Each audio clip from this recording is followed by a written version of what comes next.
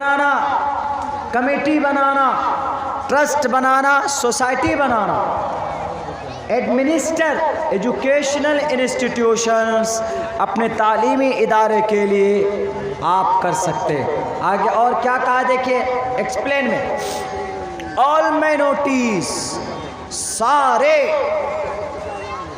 मुस्लिम और सारे आदिवासी और Dalit, all minorities whether based on religion और लैंग्वेज, अगर वो अपनी ज़ुबान के आधार पर कोई मदरसा बनाना चाहें, कोई मस्जिद बनाना चाहें, all minorities whether based on religion और language shall have the right to establish, shall have the right to establish, उसको हक है वो मदरसा बना सकता। मैं कहूँगा सुप्रीम कोर्ट में खड़े होकर, मैंने कही ये बात आसाम के मिनिस्टर के अदालतों के दीवारों तक मैंने आवाज़ पहुँचाई। हमने कहा है वहाँ के जो उस वक्त के होम मिनिस्टर थे हेमंत बिश्व शर्मा को, हमने कहा कि आप आसाम के मदरसों को बात बंद करने की बात करते हो, नहीं है आपके लिए जायज़। क्यों? भारत का संविधान कहता है shall have the right to establish, उसको इजाजत है। किसको? All minorities whether based on religion और लैंग्वेज। मौलाना समझकर बेवकूफ मत समझना कि मदरसे में पढ़ने पढ़ाने वाले कुछ नहीं जानते।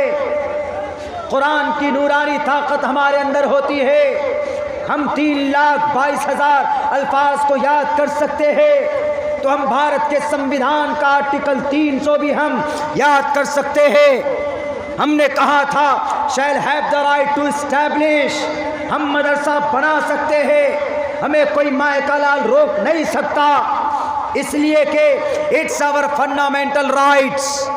शैल have the right to establish and administer on their choice, अपनी मर्जी से, अपनी मर्जी से, ऑन देयर चॉइस। अगर आपके मदरसों में कोई ताले लगाता है 427 धारे के तहत, 427 दफ़ा के जुर्म के तहत आप उसके खिलाफ केस बुक कर सकते हो। मेरे भाइयों, मैं मौलाना थोड़ा अलग टाइप का हूँ। मैं कुरान और हदीस के साथ साथ में कहाँ कानून को मिला देते और कहाँ आर्टिकल को घुसा देते, लेकिन ये ज़रूरी इसलिए कि आप इस मुल्क में रहते हैं, तो जहाँ पर मन रअा मिनकुम मुनकरन फल्युग़य्यिरहु बियदिही, शराब पीना सिर्फ मुनकरात नहीं है, गाय के नाम पर आपको मारना भी मुनकरात में से है, टोपी दाढ़ी देखकर आप पर ज़दो-ग़ोब करना ये भी मुनकरात में से है, मुखिया घोटाला करता है तो मुनकरात में से है, पैसे लेकर नाजायज़ तरीके पर वोट देना और लेना मुनकरात में से है, सड़क को गलत तरीके पर बनाकर पैसे लूटते हैं मुनकरात में से है, नमाज छोड़ना सिर्फ मुनकरात में से नहीं। कुरान सिर्फ इन्हीं बातों के लिए नहीं आया, बल्कि ओपन कुशादा माना है इसका। हर बुराई जो समाज में पाई जाती है, इन बुराइयों का ख़त्म करना कुरान का मकसद, अहादीस रसूल का मकसद। तो मेरे भाइयों, मेरा कल सफ़र भी गुजरात का है। अल्लाह से दुआ करते हैं कि अल्लाह हमारी सेहत और ये जो थोड़ी सी दिक्कत परेशानी है, अल्लाह शिफाए कामिला आजिला दाइमा मुस्तमिरा अता फरमाए। बैर कैफ मैं बहुत ज़्यादा चीख नहीं सकता, बस मैं इतना कहूँगा कि आपके इस गांव के इस इदारे को हमारे बहुत सारे नौजवान आए हैं शेख जर्जीस अंसारी साहब की तकरीर सुनने। मौलाना अब्दुल्ला साहब तो आपके करीब के हैं, मैं आपके करीब का हूँ, और अगले बार अगर इलेक्शन होगा तो मैं नेता भी बनकर आपके बीच आ सकता हूँ। मेरी फ़िक्र मत कीजिए, बाहर से मेहमान मुकर्रर आए हैं, आपके इस मदरसे के प्लेटफॉर्म से आपसे कुछ बातें करेंगे। टू द एंड, आखिर तक उनकी बातें सुने और चाहे 1 रुपए से ही मदरसे की ताउन ज़रूर करें। आप 1 ही रुपए से सही। जब भी ज़रूरत पड़े मुक़र्रिर बैठेंगे कलेक्शन के लिए, आप उनके कहने के मुताबिक आप ताउन करें। मेरे भाइयों, ताउन करेंगे, अल्लाह के हमें उसका अजर मिलेगा। और फिर मैं चाय क्या पीऊँ भाई, मेरी तो बस, मैं डर से आया आपके इस जलसे में, मैं डर से आया। मैंने कहा भी था कि मैं आपका जलसा देखूं या मैं अपनी सेहत देखूं। मगरिब के बाद मैंने बात कही, उन्होंने कहा कि शायद बहुत बेइज्जती हो जाएगी। तो खैर उस हालत में भी आपके पास पहुंचा, या आपकी मोहब्बत है कि हम यहाँ तक पहुँच गए। लेकिन इतनी बात ज़रूर, अगर मुसलमान बनकर रहना है आपको, आपकी नस्ल को, तो मदरसों को ज़िंदा रखना होगा। और मदरसों को ज़िंदा रखने के लिए क्या करना होगा? हमें चंदा देना होगा।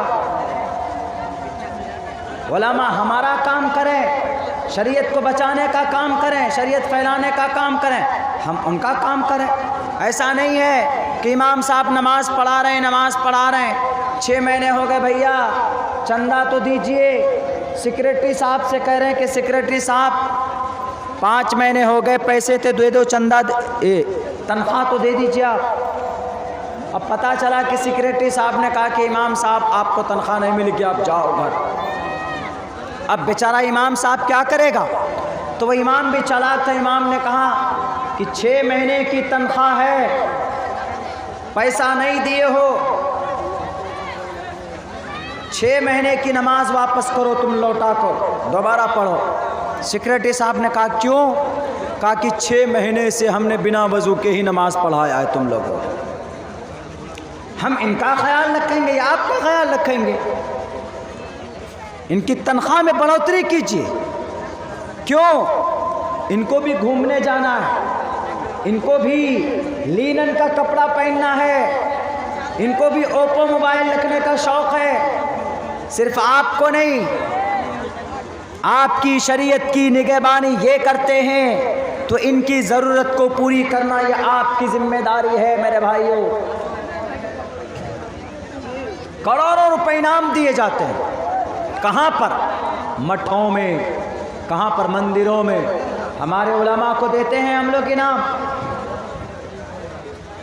नहीं देते, ये रिवाज नहीं।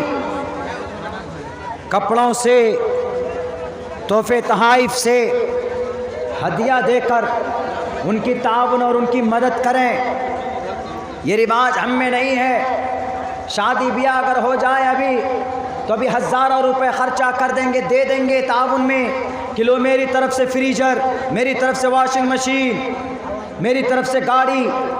लेकिन एक इमाम साहब नमाज पढ़ा रहा होता है, 24 घंटे में 5 वक्त की नमाज मुकल्लफ बनकर वो ऊपर लेकर जाता है। हम उस इमाम साहब को महीने में कभी 100 रुपये या 500 रुपये भी ताउन नहीं कर पाते। गैस कितने का आ रहा है? 1050। आलू की क्या कीमत है? 26 रुपये। बैगन कै रुपये किलो है? 50 90 रुपये। आज का रेट मैं बता रहा हूँ, 95 78 रुपये के हिसाब से हमको 20 किलो बैगन मिला अपने स्कूल के लिए। आलू जब से गए हैं लालू जेल, तो आलू भी बढ़ गया इसका भाव। सारी चीज़ें महंगी है, तो हमारे बेचारे इमाम साहब कहाँ से पूरी करेंगे? हमारे बेचारे इमाम साहब कहाँ से अपनी ज़रूरियात पूरी करेंगे? तो इसलिए मेरे भाइयों, इनका ख्याल रखो, आप इनका ख्याल रखें। ये अपने दीन की, अपनी शरीयत की इंशाअल्लाह हर ज़माने पर, हर जगह पर दिफा करें, हर मैदान में दिफा करें। जहाँ ज़रूरत पड़ेगी खड़े हो जाएं। जब ज़रूरत पड़ेगी तलवार लेकर मैदान में आने की, मुकाबला करने की दुश्मनाने इस्लाम से, दुश्मनाने भारत से, ये तब भी आगे आ जाएंगे इंशाअल्लाह। आ गए वक्त, आए कोई मुक़र्रिर साहब आए? भैया बुला लीजिए, मेरी जान जा रही समझ। मैं क्या बोल रहा हूँ मुझे खुद भी पता नहीं। बस आपके जलसे की और आपके मदरसे की हमने ये सोचा था कि मैं दिल खोल कर मदरसे की तारीख के ऊपर रोशनी डालूँ। इस देश को आज़ाद करने में मदरसे की कुर्बान, इस देश को आज़ाद करने में उलमा की कुर्बान और इस शरीयत की बका में उलमा की कुर्बान, साफ साफ लफ्ज़ों में। और ये निकलते कहाँ से? इन्हीं मदरसों से। बहुत आसान होता है, हाफिज़ साहब, मौलाना साहब, कारी साहब, बड़ी आसानी से हम इनकी तौहीन कर देते हैं और बड़ी आसानी से हम इनको हक़ारत की निगाह से देखते हैं।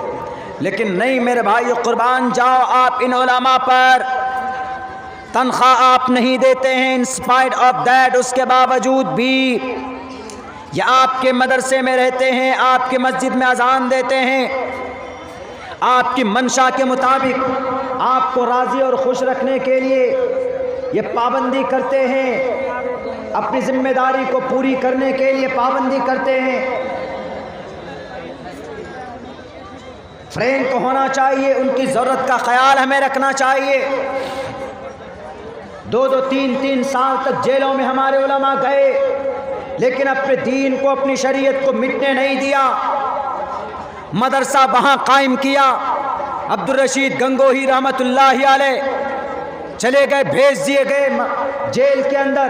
उस जेल में कुरान करीम की तालीम को ज़िंदा रखने के लिए उन्होंने मकतब कायम किया। और जब बेल अनाउंसमेंट हुआ मौलाना रशीद गंगोही के लिए तो रोने लगे। हालांकि बेल का नाम सुनकर लोग खुश होता है कि अब हमारा बेल होने वाला है, लेकिन मौलाना रशीद अहमद गंगोही रोने लगे कि मेरा बेल होगा, मैं तो चला जाऊंगा, लेकिन इन कैदियों में बहुत से वो मुसलमान हैं जिन्होंने अभी सिर्फ अल्हम्दुलिल्लाह सूरह फातिहा याद भी ढंग से उनको नहीं हुआ। मैं चला जाऊंगा, इनका कुरान अधूरा रह जाएगा। मेरे भाइयों, मेरे साथियों, जेलों के अंदर भी आपकी कुरान की तालीम को आगे बढ़ाने वाले ये मदरसे वाले हैं। मौलाना कासिम, मौलाना सनाउल्लाह अमृतसरी, ये वो लोग हैं जिन्होंने सरकारी मदरसे में, अंग्रेज़ के ज़माने के मदरसे में रहकर तालीम हासिल की, लेकिन इन्होंने अपने ईमान को न बेचकर इन्होंने अपनी उस तालीम को, उस कुरान को, उस शरीयत को, उस हदीस को दो टोक लफ्ज़ों में आपके सामने रखने की कोशिश की है। बहुत पैसे दिए गए, अब बहुत डराया धमकाया गया। हमारे अकाबरीन नहीं डरे, नहीं धमके, नहीं उनकी धमकियों से नहीं रुके, आगे बढ़ते गए, आगे बढ़ते गए। और उन्होंने कहा साफ लफ्ज़ों में कौम से, कौम के लोगों, तुम्हें किसी मसले में उलझन हो तो कुरान के पास आना, आदि से रसूल की किताबें उलट कर देखना, उलमाए किराम से पूछना, इंशाअल्लाह तुम्हारा मसले का हल होगा। ये बात क्या वेदों में नहीं है? वेदों में भी तस्मात् शास्त्रम परमाणम तिकार्य अकार्य व्यवस्थितो ज्ञात्वा शास्त्र विधानोक्तम कर्म करतो मैं रसी। ये शास्त्र विधि मुत्सरज्जे वर्तते काम कार्ता न सिद्धिम वाप्नुति न सुखम न प्राम गतिम। कुरान कहता है फला वरब्बिका ला युमिनून हत्ता युहक्किमुका फीमा शजरा बैनहुम। तो फला वरब्बिका ला युमिनून हत्ता युहक्किमुका फीमा शजरा बैनहुम। हमारे उलमा आज भी बोलते, हमारे हिंदू भाइयों का कोई बोलता है गुरु कि तस्मात् शास्त्रम परमाणम तिकार्य अकार्य, नहीं बोलता, वो तो जानते भी नहीं, वो नहीं जानते। हमारा कल हम अपने हेयर कटिंग के लिए पहुँचे तो वहाँ पर जो हमारा वो कटिंग करने वाला जो कारीगर था वो बोला क्या सर हम छठ पूजा के लिए ये काम कर रहे हैं। हमने कहा बड़े धार्मिक लगते हो भाई। बोला कि हाँ सर छठ पूजा है, उससे पहले दीपावली थी, इसमें हमने इतना पैसा खर्चा किया, इस पे इतना पैसा खर्चा किया। हमने कहा एक बात बता दो, तुमको हनुमान चालीसा याद है? बोला सर हनुमान चालीसा तो बच्चे बच्चे को याद। हमने कहा बच्चा छोड़ो, तुम बता दो हनुमान चालीसा याद। बोला हनुमान चालीसा याद नहीं, लेकिन बहुत पावरफुल होता है। कभी भी कोई परेशानी आती है तो उस वक्त हम लोग हनुमान चालीसा पढ़ते। हमने कहा क्यों, कहाँ सुना?